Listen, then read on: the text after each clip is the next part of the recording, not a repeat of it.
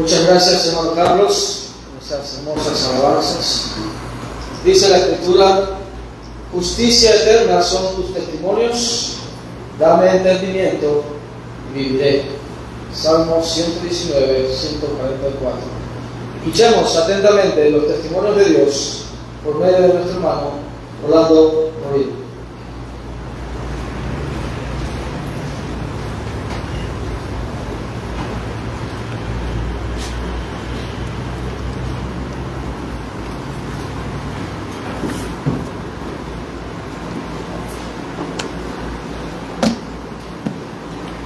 Muy buenos días.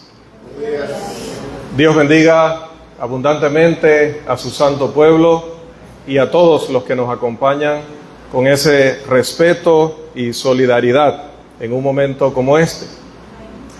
Estamos agradecidos de que estén aquí para mostrar respeto, mostrar cariño, mostrar apoyo por la memoria de alguien que entre nosotros inspiraba principalmente estas dos cosas: amor y respeto. Alguien que era un modelo de humildad, de alegría, de pureza y también de lealtad.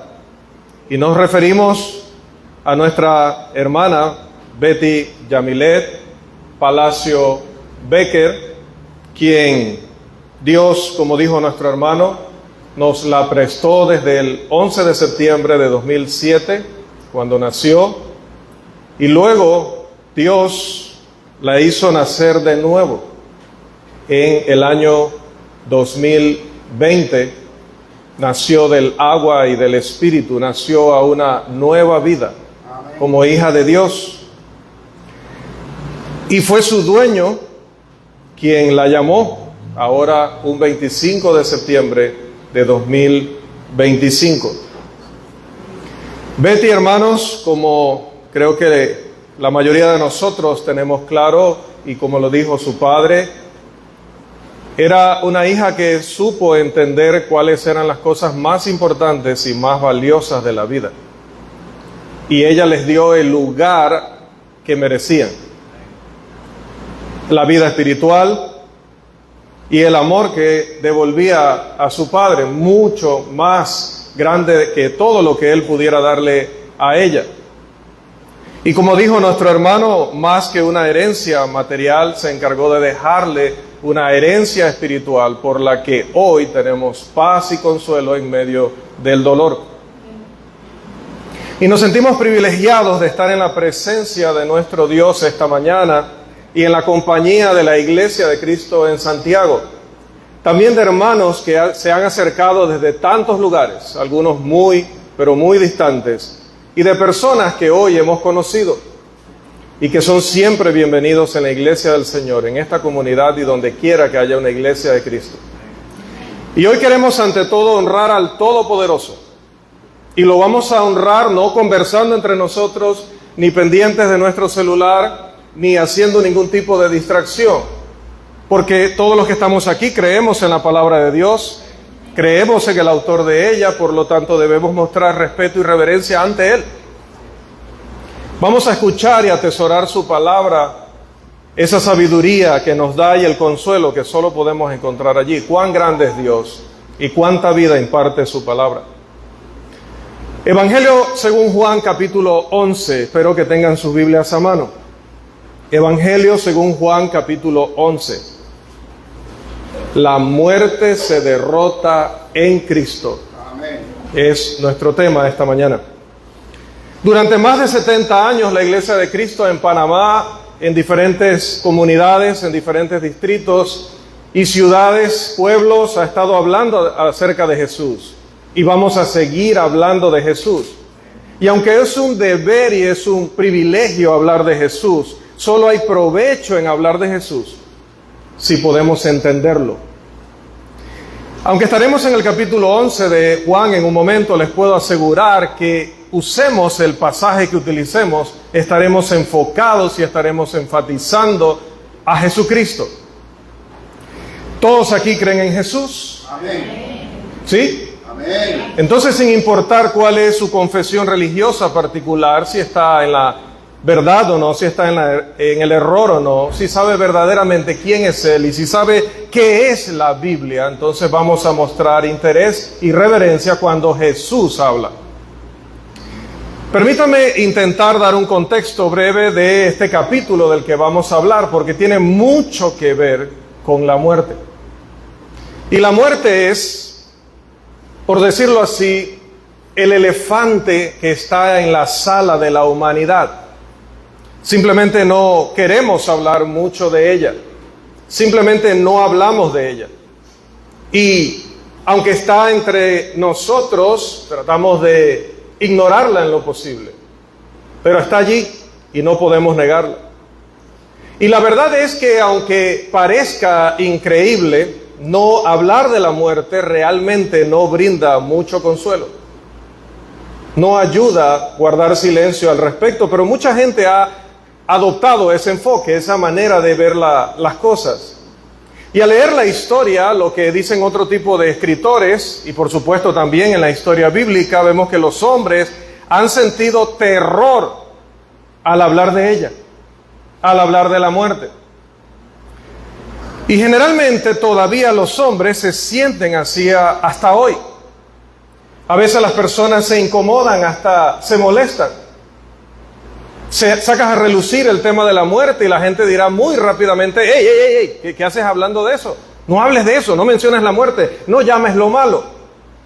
Y si les hablas de cómo estás planificando ese momento y lo que quisieras que sucediera, pues hasta se enojan contigo, no quieren oír, se alejan. En otros países y en otra cultura, por otro lado, han creado un culto a la muerte en forma de festival. Se visten como los muertos, se toman fotos artísticamente impresionantes y todo parece una fiesta. Sí, hacen una fiesta de la muerte. Pero, ¿quieren que les cuente un secreto? Realmente eso, ni guardar silencio, ni convertirlo en una fiesta, ayuda mucho. La verdad del asunto es que nada ha funcionado mucho cuando se trata de la muerte. Porque como humanos no tenemos respuesta para ella. Como humanos terrenalmente no hay una solución para ella. Hay un dicho, y hablaremos de él más adelante: para todo hay remedio, menos para la muerte. Salomón, en su búsqueda del sentido de la vida terrenal, una de las cosas con las que se topó una y otra vez en su libro, y en esa búsqueda, es el tema de la muerte, la realidad de la muerte. Él siguió sintiendo la presión sobre este tema, y el rey más sabio, rico y poderoso, que buscaba a través de todos los medios a su alcance este significado, esta plenitud, tampoco tenía una respuesta. Él tenía todos los recursos, tenía una sabiduría incomparable, inigualable, pero él no pudo encontrar la respuesta. Sin embargo, él compartió estos pensamientos con nosotros, registrados en Eclesiastés, capítulo 8, comenzando en el versículo 6. Él dijo esto: porque para todo lo que quisiereis hay tiempo y juicio, porque el mal del hombre es grande sobre él, pues no sabe lo que ha de ser, y el cuándo haya de ser, ¿quién se lo enseñará? No hay hombre que tenga potestad sobre el espíritu para retener el espíritu, ni potestad sobre el día de la muerte. Y no valen armas en tal guerra, ni la impiedad librará al que la posee. Salomón, en toda su sabiduría y en todo su poder y toda su fuerza y toda su riqueza, concluye: no hay hombre que tenga poder sobre el día de la muerte. Por eso, en primer lugar, queremos decirle, en nuestro primer punto, recordemos que la muerte es un destino común a todos los hombres. Y es algo con lo que tenemos que lidiar. Ahora bien, debido a que los judíos, en otrora el pueblo escogido de Dios, tenían revelación divina y verdaderamente tenían conocimiento espiritual, ellos sabían de la resurrección. Y comienzas a leer la Biblia y hay toda esa cantidad de declaraciones y alusiones a la idea de la vida después de la muerte. Ellos, como ningún otro pueblo, lo entendieron porque a ellos se lo reveló Dios. No llegaron a ese conocimiento a través de las ideas de culto voluntario, de la sabiduría de hombres, meditación y cosas relacionadas con toda esa basura filosófica que no se compara con la revelación de Dios. Ellos, como ningún otro pueblo, lo entendieron. De hecho, ya en el libro de Job, leyendo algunas de las cosas que Job dice mientras atravesaba su sufrimiento y prueba, en el capítulo 14 y verso 14 dice: si el hombre muriere, ¿volverá a vivir? Todos los días de mi edad esperaré hasta que venga mi liberación.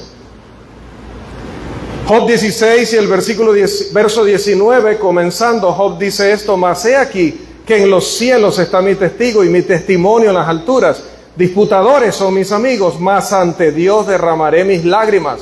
Ojalá pudiese disputar el hombre con Dios como con su prójimo, mas los años contados vendrán y yo iré por el camino de donde no volveré. Versos 19 al 22. Más adelante en el capítulo 19, comenzando en el verso 25, él dice, uno de los pasajes más hermosos de ese libro: yo sé que mi Redentor vive y al fin se levantará sobre el polvo, y después de deshecha esta mi piel, en mi carne he de ver a Dios, al cual veré por mí mismo, y mis ojos lo verán y no otro, aunque mi corazón desfallece dentro de mí. El padre Abraham creía en la resurrección. De hecho, el escritor de Hebreos nos da una explicación, una revelación de algo que siempre quisimos saber, algo que siempre nos preguntamos. ¿Quieres saber cómo Abraham estuvo dispuesto a ofrecer a su hijo, a su único hijo al cual amaba? ¿Te preguntas cómo un padre pudo esperar 25 años para tener un hijo y criar a ese hijo, tal vez hasta una edad adolescente o un poco más, amarlo tanto y luego que le dijeran tienes que ofrecerlo en sacrificio en aquel monte? Y que ese padre fuera capaz de guardar silencio, obedecer, levantarse muy temprano, preparar el cuchillo, tomar la madera, el material para hacer fuego, irse de viaje, 3 días, llegar allí, atarlo al altar y levantar el cuchillo para sacrificarlo. ¿Cómo pudo Abraham hacer eso? Decimos que por fe lo hizo. Bueno, ciertamente fue fe en Dios. Fue fe en Dios para creer que Dios podía levantar de los muertos a su hijo. El escritor de Hebreos dice justamente eso. En el capítulo 11, comenzando en el versículo 17, él dice: por la fe Abraham, cuando fue probado, ofreció a Isaac, y el que había recibido las promesas ofrecía a su unigénito, es decir, a su único, habiéndosele dicho: en Isaac te será llamada descendencia. Hay una contradicción. Iba a ofrecer a su único hijo, pero si lo mataba, ¿cómo se cumplía aquella promesa de en ese hijo tendrás una gran descendencia? Bueno, aquí está el versículo, dice: pensando que Dios es poderoso para levantar aún de entre los muertos, de donde en sentido figurado también le volvió a recibir. Aquí hay una resurrección en algún sentido y de algún tipo, aquí en Génesis capítulo 22, y la Biblia lo confirma en Hebreos. David creyó en la resurrección, él creía en la vida después de la muerte. Después de su pecado con Betsabé, después de que nació el niño de esa relación, a David se le dijo que como castigo el niño moriría. Y el niño enfermó gravemente, y mientras tanto David se lamentó día tras día hasta que el niño murió. Sus siervos tenían miedo de venir a él y decirle que su niño había fallecido, pero al escuchar la noticia, dice la Escritura que David se levantó y se lavó y fue y comió. Y todos se sorprendieron de que tuviera esta reacción, así que le preguntaron: ¿qué es esto que has hecho? Por el niño viviendo aún ayunabas y llorabas, y muerto él, te levantaste y comiste pan. Se le vio la fortaleza que vimos a nuestro hermano y estamos viendo en este día. Por supuesto que si llora no significa que tiene menos fe o que mintió en lo que dijo, porque más adelante veremos quién lloró también. Pero esto es lo que respondió David: viviendo aún el niño yo ayunaba y lloraba diciendo: ¿quién sabe si Dios tendrá compasión de mí y vivirá el niño? Mas ahora que ha muerto, ¿para qué he de ayunar? ¿Podré yo hacerle volver? Pero luego dice: yo voy a él, mas él no volverá a mí. David creía en la vida después de la muerte. él confiaba, lo volveré a ver de nuevo. No creía en la reencarnación ni esas filosofías huecas de hombres. Creía en la resurrección. Pero incluso con ese conocimiento, hermanos, con esa revelación, amigos, los hombres, hasta los hijos de Dios, temían a la muerte. El escritor de Hebreos dice con respecto a Jesús y con referencia a la humanidad en general, en el capítulo 2 y el versículo 15 de Hebreos, y librar a todos los que por el temor de la muerte estaban durante toda la vida sujetos a servidumbre. Pero incluso en la revelación que tenían sobre ella, incluso con el conocimiento de una vida futura, todos todavía vivían con miedo a la muerte, terror. Una gran cantidad de personas hacen lo mismo hoy, dentro y sobre todo fuera de la iglesia. Pero entonces vino Jesús, y cuando Jesús vino, habló de la muerte. Y cuando habló de ello, ya no era lo mismo. Jesús la explica. Jesús da una solución para ella. Jesús brinda consuelo dentro de ella como más nadie lo puede hacer. Mientras leemos y trabajamos en Juan capítulo 11 esta mañana, traten de detenerse allí, por favor, y enfocarse en Jesús. Siempre hay cosas que giran alrededor de Jesús mientras leemos de Él en Mateo, Marcos, Lucas y Juan. Siempre hay conmoción respecto a Él, siempre hay necesidades y gran urgencia, y van aquí y vienen allá y esto y aquello. Y lo que quiero que vean es que Jesús está en el ojo de la tormenta. Y nunca antes lo hemos visto más tranquilo que en esta ocasión. Está determinado a defender lo que enseña, comprometido con las cosas que dice, se muestra inquebrantable en su visión de sí mismo y de su capacidad. Camina incluso a través de nuestro tema más temido y más difícil, como si se acabara de despertar, relajado, como si apenas comenzara el día. Es absolutamente diferente el tema de la muerte para Jesús. Leemos Juan capítulo 11 y se vuelve absolutamente claro. Nuestro Señor era uno de nosotros, un ser humano con nuestras limitaciones humanas, pero no tenía temor a la muerte. Si consideramos los primeros 5 versículos de Juan 11, varias cosas se nos dicen allí. Se nos presentan todos estos datos y por favor reflexionemos en todo lo que hay alrededor. Está María, está Marta, está Lázaro, y el Señor ama a estas personas. Eso será lo que estos versículos nos dirán constantemente. Jesús los amaba muchísimo. También encontraremos a los judíos en este texto, así como los discípulos de nuestro Señor, y encontraremos también a Jesús, obviamente. Y encontraremos a Jesús pensando en la voluntad del Padre y en cómo glorificarlo. Entonces llegamos al versículo número 3, le dicen que Lázaro está enfermo, sus hermanas le envían a decir esto: el que amas está enfermo. Como cuando nos dan el diagnóstico. Y empezamos a orar y empezamos a pedir. Tenemos un dicho, Pablo y yo, oramos por lo mejor, trabajamos por lo mejor y esperamos solo lo mejor. El versículo número 4 dice que cuando Jesús recibe esta noticia, esta es su respuesta. Esta enfermedad no es para muerte, sino para la gloria de Dios, para que el Hijo de Dios sea glorificado por ella. Cuando le traen la noticia terrible a Jesús, preocupante, esta es su respuesta. Desde aproximadamente el versículo 7 y hasta aproximadamente el versículo 17, en esta sección, el Señor está teniendo una conversación con los discípulos respecto a esto. Y lo primero que notamos es que el Señor no se mueve de ahí. El Señor espera. No va inmediatamente. En el versículo 6, la Biblia dice que se quedó 2 días más. El que amas está enfermo. No era cualquier enfermedad, no era un resfriado. Cuando caminaron días para llevarle el anuncio. Y tenían que caminar días para volver a dar su respuesta a las hermanas dolientes o preocupadas. Así que cuando le trajeron la noticia no fue inmediatamente, se quedó 2 días más, dice la Escritura. Eso es en última instancia, y escuche bien, para que Lázaro pudiera morir. Le dicen, mira, el que amas está enfermo, pero el Señor no fue inmediatamente allí y lo sanó. Lázaro necesita morir para glorificar a Dios. Eso es lo que va a pasar. Jesús espera. Y cuando llega allí, varios días después, su amigo a quien tanto amaba ya estaba muerto. Pero antes de eso, la discusión con sus discípulos se genera respecto a por qué iba a regresar a esa región si hasta le habían amenazado de muerte, y hay una gran conversación allí que no consideraremos. Pero vamos al versículo 11 y dice: dicho esto, les dijo después: nuestro amigo Lázaro duerme, mas voy a despertarlo. Y hay allí un malentendido donde ellos creen que habla del sueño común, pero el maestro habla de la muerte. Ahora leer el versículo 13, por favor, tengan en mente lo que hemos aprendido en el Evangelio según Juan en esta congregación.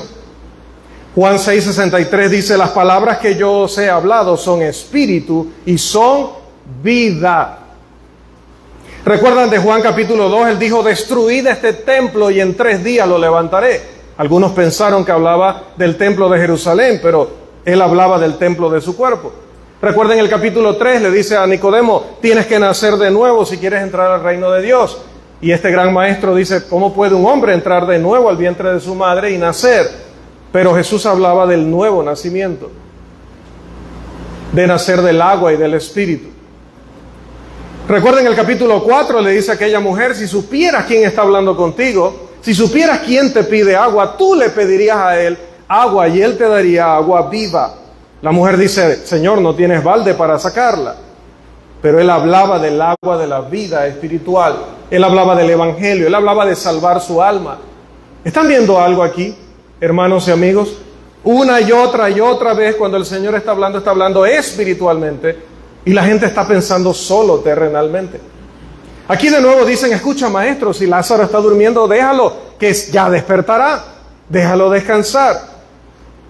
El Señor dice: no es de eso de lo que hablo, estoy hablando de la muerte. Nuestro amigo ha muerto. Y es que la muerte es algo así como el sueño, es lo que Jesús dice. Pero no se equivoque.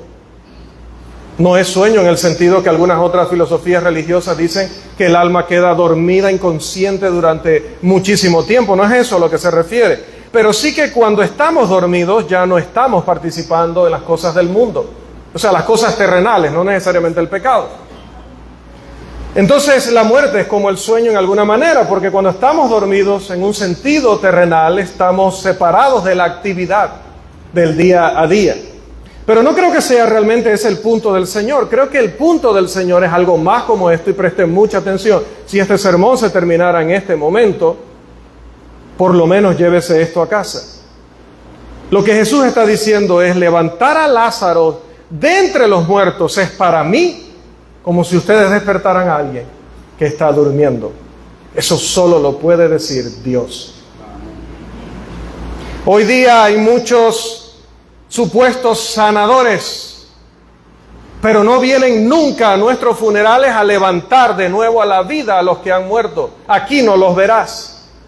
Te dirán que allá en Camboya, te dirán que allá en Vietnam, te dirán que allá en un pueblo remoto uno de ellos levantó muertos, pero no los verás aquí. Si hay alguno presente, no la va a levantar, no podrá, porque eso no está disponible para hoy. Solo Dios puede hablar así. Entiendan quién está en medio de ellos y lo que está diciendo. El tema de la muerte, esta terrible cosa que ha estado asustando al hombre desde Adán. El Señor está en medio de ellos hablando y le avisan: el que amas está enfermo. Luego le dicen: está muerto, y el Señor dice: él duerme. En lo que respecta a mí, voy allí y lo levanto, lo despierto como ustedes despiertan a alguien del sueño común. Amados amigos y hermanos, ustedes y yo necesitamos entender quién es el que está hablando cuando se abre la Escritura y se predica únicamente la Escritura. Es el Señor en medio de ellos. Y sabemos que hay varios malentendidos acerca de la muerte. Algunos piensan que Dios, o están convencidos de que Dios puede levantar a los muertos, y amén. Dios tiene esa capacidad, Dios lo puede todo. Pero luego, por esa convicción, piensan que la presencia de Jesús en la vida de los creyentes va a evitarles la muerte, y eso no es así. Examinemos los versículos 20 y 21, porque es lo que Marta dijo. Entonces Marta, cuando oyó que Jesús venía, salió a encontrarle, pero María se quedó en casa y Marta dijo a Jesús: Señor, si hubieses estado aquí, mi hermano no habría muerto. Más tarde María también sale a encontrarle y le dice, se postró a sus pies diciéndole: Señor, si hubieses estado aquí, no habría muerto mi hermano. Y mientras los judíos que estaban acompañando a la familia vieron todo esto, también dijeron: ¿no podía este que abrió los ojos al ciego haber hecho también que Lázaro no muriera? Hermanos y amigos, es un malentendido pensar que cuando llegamos al tema de la muerte, que si el Señor nos ama, que si le hemos servido, que si el Señor realmente está con nosotros, Él evitará que enfrentemos este dolor o que enfrentemos personalmente esta realidad. Déjenme preguntarles algo. ¿Qué pasó con la gente que fue resucitada en los tiempos bíblicos? Cuando sí se resucitaba muertos. ¿Qué pasó con ellos? ¿Sabe qué pasó con ellos? Todos murieron otra vez. ¿Y qué querrían los familiares y los amigos de ellos? Que Jesús los volviera a resucitar, o los apóstoles los volvieran a resucitar, pero eso no pasó. Hermanos y amigos, no es accidental que el Señor hubiera esperado 2 días más para que Lázaro muriera. Para que Lázaro muriera. La muerte es el destino común de todos los hombres. Está establecido para todos que muramos una sola vez. Y después de eso solo nos queda esperar el día del juicio. Génesis 3:19, ¿recuerdan ese pasaje? Porque polvo eres, y en polvo y al polvo volverás. Este es el resultado de lo que nuestros padres, Adán y Eva, hicieron en el jardín. La muerte pasó a todos los hombres. Romanos 5:12. La muerte, no el pecado. Eso es doctrina de hombres. La doctrina bíblica dice, la muerte pasó a todos los hombres. Y por eso morimos. Y hasta este punto la gente ha vivido con miedo. Pero ahora Jesús está de pie y le dicen, si hubieras estado aquí, Él no habría muerto. Bueno, Jesús esperó hasta que muriera. ¿Pero por qué? Bueno, Jesús, hermanos, y escúchenme muy cuidadosamente, hermanos y amigos que nos acompañan, la gloria de Dios no está en que Jesús impida que nos pasen cosas malas o que enfrentemos la muerte. La gloria de Dios se manifiesta en que Jesús muestre su poder de hacer posible que se levanten de nuevo a la vida los que han muerto. ¿Por qué seguimos enfocándonos en lo incorrecto? Tenemos esta vida y nos aferramos a ella, no queremos que termine. Pero Jesús esperó a que Lázaro muriera para manifestar el poder de Dios, para que se diera gloria a Dios, para que todos creyeran. Nosotros no estamos predicando aquí para entretenerle. No estamos haciéndolo solo para hacer sentir bien al hermano con un discurso bonito. Estamos predicando la verdad para que crean la verdad, para que sean salvos. Estamos enseñando la verdad y predicando la verdad para que si han estado alejados del cuerpo de Cristo y han sido infieles a esa confesión de fe que hicieron en el bautismo y andan en el mundo, viviendo como antes en el mundo, hoy se arrepientan y no esperen un día en el que ya no puedan hacer nada para resolverlo. En segundo lugar, la muerte unifica. La muerte une a la gente como pocas cosas en este mundo pueden hacerlo. Quiero decir, ¿dónde estábamos nosotros hace 24 horas? Muchos de nosotros estamos afanados, ocupados tanto en nuestros intereses que no nos acordábamos de muchas personas que están aquí. En la era de la comunicación no sabíamos nada de muchas personas que están hoy aquí. Pero luego ocurre la muerte. Entonces ese evento nos pone a todos en el mismo lugar, con un dolor similar, todo alrededor de ese cuerpo del ser amado que ya no está. Los apóstoles siguiendo a Jesús dicen, vamos nosotros también allí para que muramos. Los apóstoles siguiendo a Jesús, los amigos de Lázaro, María y Marta están allí, los discípulos, Jesús. Hermanos, ¿cuántas veces se escucha en un funeral que esta no sea la única y última vez que nos reunamos como familia? Pero tristemente, de manera muy frecuente es lo que sucede. La gente no se habla entre sí durante todo el resto del año, pero hoy están hablando a cada minuto. La gente se pelea entre sí, pero hoy trata de reconciliarse. Y la razón, supongo, es bastante simple, porque la muerte duele mucho. Estamos unificados en el dolor, eso es lo que nos unifica. Estamos unificados en la pérdida, estamos unificados en el dolor, estamos unificados al observar la realidad y el hecho de que un día en ese féretro estarás tú y estaré yo. No nos vamos a librar de eso.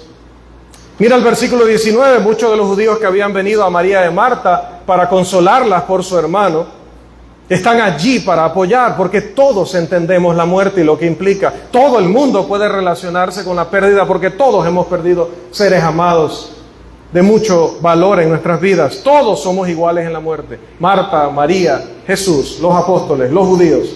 La unidad en la pérdida es buena. Ahora, saber todo esto puede proporcionarnos consuelo, apoyo, pero ¿sabe qué?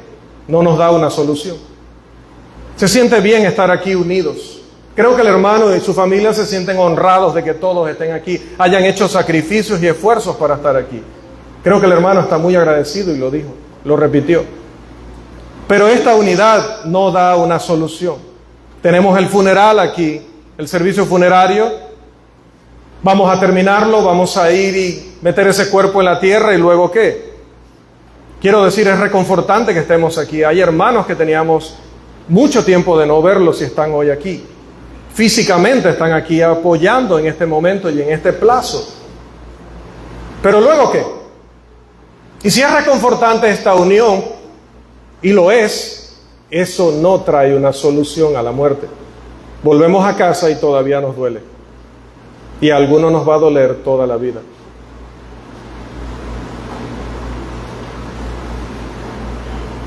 Porque no llegamos a tiempo. Porque no dependió de nosotros. Y no hay manera fácil de superarlo, no hay manera fácil de evitarlo, por mucho que se esfuercen todos en hacernos sentir mejor. Pero eso nos lleva al último punto: la muerte tiene una solución. La muerte no es realmente el final, independientemente de lo que te digan los materialistas. Porque Jesús es la resurrección y la vida. Cuando Jesús habla con Marta y María, eso es lo que les dice, versículo 25 de Juan 11. Yo soy la resurrección y la vida. El que cree en mí, aunque esté muerto, vivirá. Y todo aquel que vive y cree en mí no morirá eternamente. Y entonces el Señor le hace aquella pregunta clave a Marta: ¿crees esto? Y déjenme preguntarles esta mañana, ¿creen esto? ¿Creen de corazón que Jesucristo es la resurrección y la vida?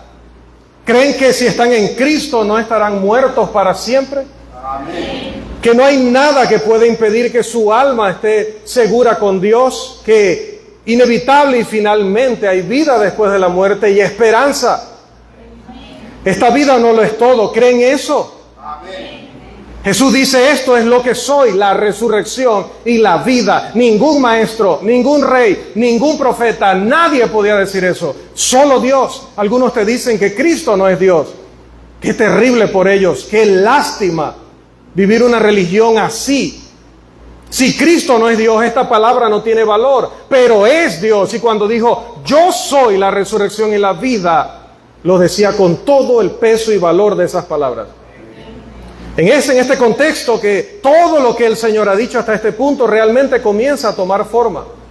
Cuando leen en Juan, diciendo en capítulo 1, versículo 9, en Él estaba la vida y la vida era la luz de los hombres. Ahora tiene más sentido. Oímos diciéndole a la mujer: si conocieras el don de Dios, que muchos no lo conocen, creen que lo conocen. ¿Y quién es el que te dice, dame de beber? Tú le pedirías y Él te daría agua viva. Le oímos hablar de ser la resurrección y la vida en Juan 5, 28 al 29, porque también quiero aclararle algo, no quiero terminar sin que le quede claro. Todos los muertos van a resucitar, todos. Cuando el Señor venga, todos los que estén en los sepulcros oirán su voz y se levantarán, Juan 5, 28 y 29, pero no todos para ir al mismo lugar. Unos irán al gozo eterno y otros a la condenación eterna. La resurrección de la que estamos hablando hoy, la que queremos, es la que nos lleva a vida eterna. 10:10, he venido para que tengan vida y para que la tengan en abundancia. 6:48, yo soy el pan de vida. 6:63, las palabras que yo os he hablado son espíritu y son vida. 8:36, si el Hijo os libertare, seréis verdaderamente libres. Miren, todo eso es maravilloso. Increíbles palabras que nos consuelan, que nos fortalecen, que nos animan. Pero la Biblia no es una bebida energética para tomarte el versículo del día y ponerte fuerte. No. Para cuando llegues a este tema, nuestro Señor dice ahora: yo soy la resurrección y la vida. Pasas por esta vida y llegas a la tumba y te pregunto, ¿y después de eso qué? ¿Tu belleza dónde quedó? ¿Tu riqueza dónde quedó? ¿Tu orgullo dónde quedó? ¿El placer que te alejó de los caminos de Dios dónde quedó? ¿Tus amigos que te alejaron? ¿Tu familia que te alejó del camino de Dios dónde quedó? Cuando llegas a este momento, nadie te puede acompañar. Te podríamos poner en la misma caja y no puedes realmente acompañar a esa persona.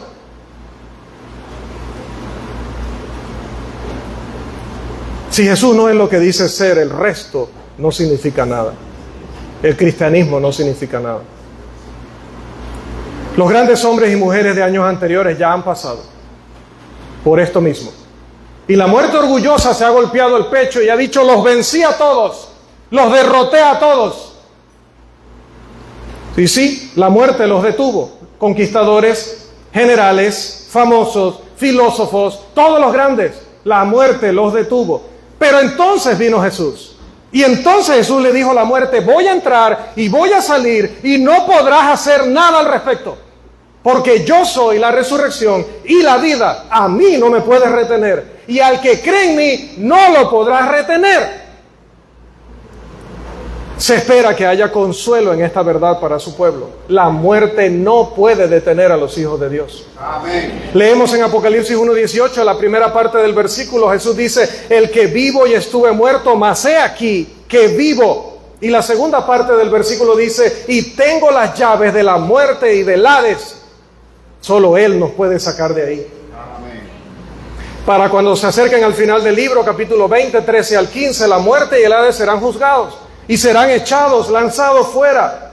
Y Jesús será el que haga eso. Jesús nos hace libres del miedo a la muerte. Yo soy la resurrección y la vida. ¿Cuál es la motivación para ser fiel? La resurrección. Léase, por favor, 1 Corintios 15. No me haga caso a mí. Abra la Biblia. Lea 1 Corintios 15. La motivación para todo lo que hacemos, el valor de todo lo que hacemos, está en la resurrección. Para cerrar, consideren estos pensamientos.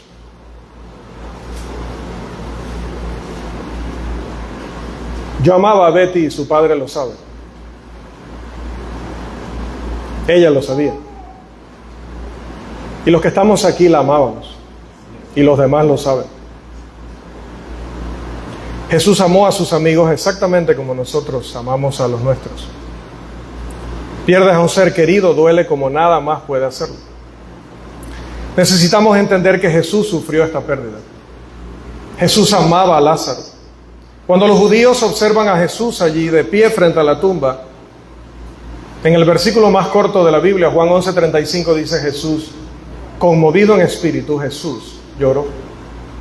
Estaba a pocos segundos de resucitarlo y aún así lloró.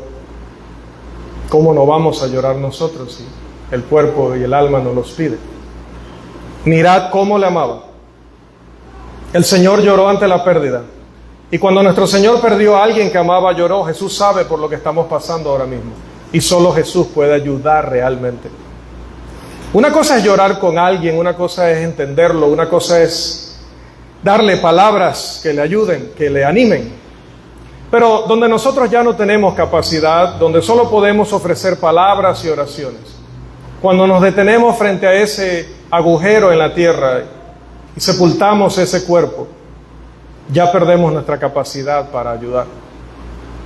Pero justo ahí, Jesús dice: es ahí donde yo empezaré, porque yo soy la resurrección y la vida. A mí no me detiene la muerte. Déjenme preguntarles lo que el Señor le preguntó a Marta. ¿Creen esto? Y si lo creen, esta semana, cuando se estén preguntando: ¿por qué tendría yo que aprender y obedecer el Evangelio de Jesucristo? Por la resurrección. Cuando se pregunten: ¿por qué debería abandonar las cosas que tanto me gustan en el mundo? Por la resurrección. ¿Y por qué tendría que dejar de creer las filosofías e ideas de hombres que he sentido que tanto me han dado alivio y sabiduría y he crecido tanto? Por la resurrección. ¿Por qué tendría que vivir fielmente en cuanto a los mandamientos de Dios? ¿Por qué debo tomar la decisión de obedecer el Evangelio para que Él me agregue a la membresía de la Iglesia de Cristo? ¿Por qué tengo que retomar el camino que he abandonado? ¿Por qué tengo que vivir para Él hasta el último día que tenga en esta tierra? Porque Jesús es la resurrección y la vida. Pero si no tienen a Jesús, amigos y hermanos, si están lejos del redil, ¿cuál es su solución para la muerte? Amigos, si no son cristianos, como lo enseña la Biblia esta mañana, les imploramos que vengan a Jesús ahora y no esperen más. No esperen a la muerte. Jesús puede ayudar, Jesús puede perdonar, Jesús puede salvar. Crean que Jesucristo es el Hijo de Dios. Juan dijo, escribo esto para que crean. En este mismo capítulo que estudiamos hoy, dice que estas cosas las hizo y las enseñó para que creamos. Crean que podrían, si quieren, si realmente quieren tener vida a través de su nombre. Vida para siempre. Arrepiéntanse de sus pecados. Hagan un cambio de vida, una mentalidad diferente, una manera diferente de ser y de vivir. Cambien su corazón, cambien su mente, entréguenlos a Dios. Hoy, no esperen más. Hoy, ya no hay tiempo. Hoy, confiesen a Jesús públicamente y sean sumergidos en agua en la semejanza de su muerte, para que también puedan resucitar. Romanos 6, 3 y 4. Y andar en una vida nueva. Y con esa vida nueva, amigos, pueden tener absoluta confianza y una firme esperanza, incluso más allá de la tumba. Si nunca han hecho eso, los invitamos, les rogamos que se acerquen aquí está el predicador de la congregación, están los varones líderes de la congregación, está el papá de Betty, que también sabe el Evangelio, lo ha obedecido y lo puede compartir con ustedes. Acérquense. Jesús hizo una pregunta muy interesante. ¿Crees esto? Betty creía. Es más, Betty cree. Porque para Dios todos estamos vivos. Amén. Y porque ella cree, le espera la resurrección y la vida eterna. Si podemos ayudarlos de alguna manera a conocer el camino del perdón, de la salvación, del Evangelio de Jesús, tal como muestra la Biblia, de corazón otra vez, los invitamos a que vengan y acordemos tener un estudio de esta palabra. Mientras, que el Señor dé un gran consuelo y fortaleza a la familia, a los hermanos en Cristo, que es la primera familia, la familia espiritual. Y gracias a todos por estar aquí. Gracias por dar apoyo en este momento. Que el Señor les bendiga. Amén.